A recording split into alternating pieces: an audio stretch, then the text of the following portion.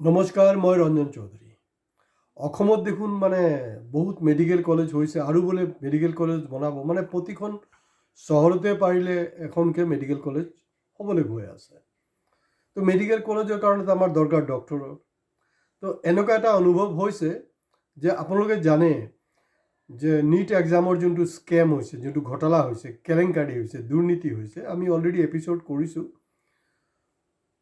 তো এনেকুৱা এটা অনুভৱ হৈছে যে অসমত চাগে ডক্টৰ কাৰণে যে প্ৰিপাৰেশ্যন, তাৰ যে টেষ্ট নীট যাক বুলি কোৱা হয়, তাত অসমত কোনো ছাত্ৰ ছাত্ৰী নাই চাগে। অসমত চাগে কোনো ছাত্ৰ ছাত্ৰী নাই, মোৰতো এটা সন্দেহ হৈছে। চাওকচোন, চবতে এইটোক লৈ প্ৰতিবাদ হৈছে, কিন্তু অসমত কোনো প্ৰতিবাদ নাই। আচৰিত নহয় জানো? আপোনালোকে চেক কৰি ল'বচোন যে এই যে নীট যে এক্সামটো হ'ল, নীট এক্সামত আমাৰ অসমৰ কিমান ছাত্ৰ ছাত্ৰী আছিলে? নাকি চব আকৌ সেই গণ্ডমূৰ্খই হৈ আছে আৰু ডক্টৰ চক্টৰ হ'বলৈ নাই? আকৌ যদি বেলেগ ষ্টেটৰ পৰা আহে তেতিয়া আকৌ প্ৰব্লেম। না আমাৰ অনা অসমীয়া কিবা কিবি আলবাল বকি থাকিব আপোনালোকে। আচৰিত কাৰবাৰ। যোনটো সময়ত আছু AJOICP সোচ্চাৰ হ'ব লাগে, কাৰণ এইটো মে'ৰ 3 তাৰিখে হৈছিলে ঘটনাটো, কোনো খবৰ নাই। লাষ্ট কি হ'ল? আছু ওলাইছে মূল্য বৃদ্ধি। আৰে ভূতৰ মুখত ৰাম না, মূল্য বৃদ্ধিৰ লগত তহঁতৰ কি মতলব আছে? যদি মূল্য বৃদ্ধি হৈছে, মুনাফা আৰু বেছিকৈ লুটি আছে, তেতিয়াতো তহঁতি ডনেশ্যন বেছিকৈহে পাবি। কি অসুবিধা আছে? কোনো অসুবিধা নাই নহয়। মূল্য বৃদ্ধিটো আছুৰ সমস্যা নহয়।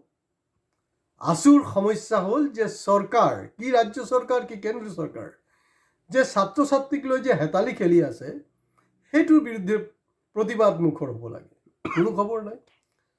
আৰু বেয়া লাগিছে যে এই বিষয়টোক লৈ পাঞ্জাৱত, কাৰণ আপোনালোকে কিমান মানুহ পাঞ্জাৱত গৈছে মই নাজানো, কাৰণ মই দিল্লী পাঞ্জাৱ সেইবিলাক এৰিয়াত জানো পজিশ্যনটো। 50 ডিগ্ৰী চেলচিয়াছ টেম্পাৰেচাৰ। আমাৰ গুৱাহাটীত কিমান আছিলে? গুৱাহাটীত টেম্পাৰেচাৰ কিমান? তাত NSUI যিটো কংগ্ৰেছৰ উইংছ, তাহাঁতি ওলাইছে, জবৰদস্ত বিক্ষোভ কৰিছে। তাত দেখা গৈছে অত্যাচাৰ কৰা হৈছে তাক। আছু সেইবিলাক লৈতো কণ্ডেম কৰা দূৰৰ কথা, এই বিষয় লৈ কোনো আলোচনা নাই। আৰু কোনটো মুহূৰ্তত মূল্যবৃদ্ধি লৈ তেওঁলোকে কথা পাতিছে, যোনটো সময়ত প্ৰধানমন্ত্ৰী এইটোক লৈ কথা পাতি আছে। আচৰিত কাৰবাৰ।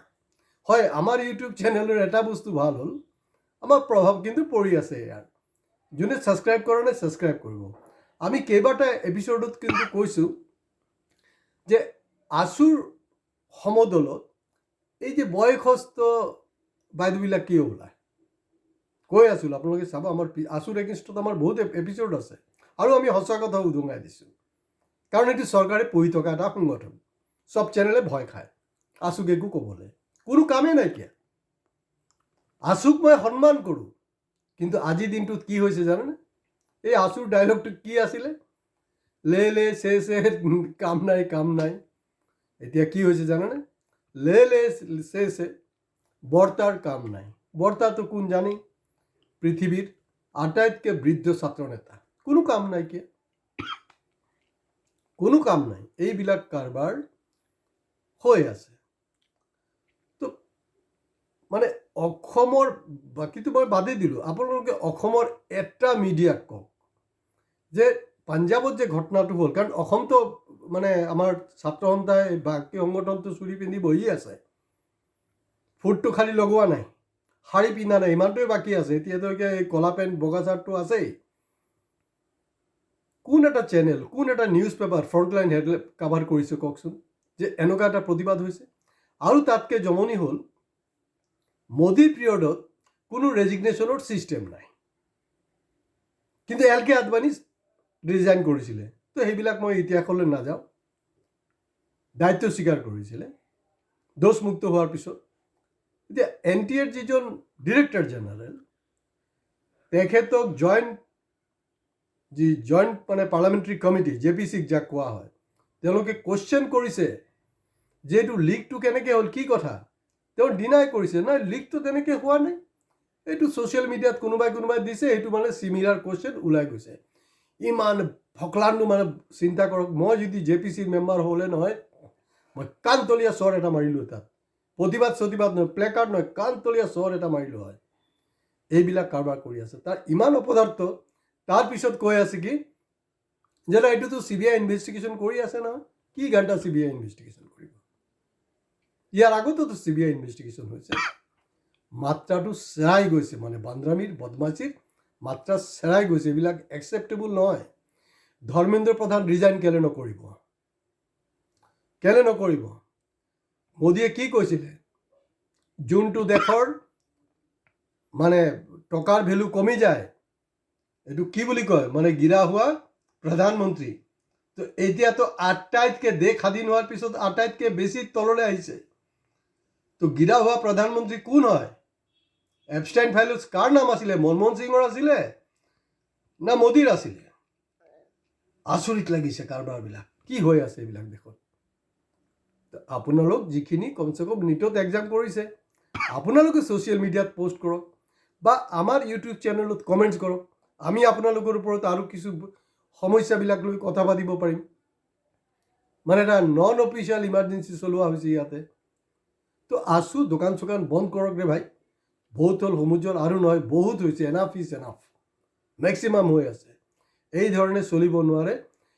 মানে ভুল কৰিব তেওঁলোকে, বিজেপিয়ে, আৰু একাউণ্টেবিলিটি অপজিশ্যনৰ।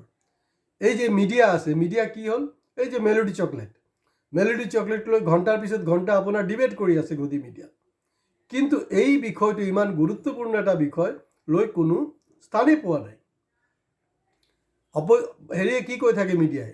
নাই, মানে বহুতে এনে মানুহবিলাকেও কৈ থাকে না, অপজিশ্যন একো কৰিব পৰা নাই, কি ঘণ্টা কৰিব, কাৰ বাল ছিঙিব? অপজিশ্যন একো কৰিবলৈ নাই। অপজিশ্যনক আপোনালোকে চাথ নিদিয়ে। আৰু তাতকৈও ডাঙৰ কথা হ'ল, এই মিডিয়াবিলাকক নধৰে কেলে, যে এইবিলাক আপোনালোকে কাভাৰ কৰা নাই কেলে?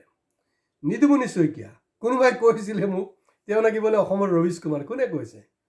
কোনো ৰবীশ কুমাৰ তোমাৰ নাই, কোনো দমেই নাইকিয়া মানুহ, কোনো দম নাই।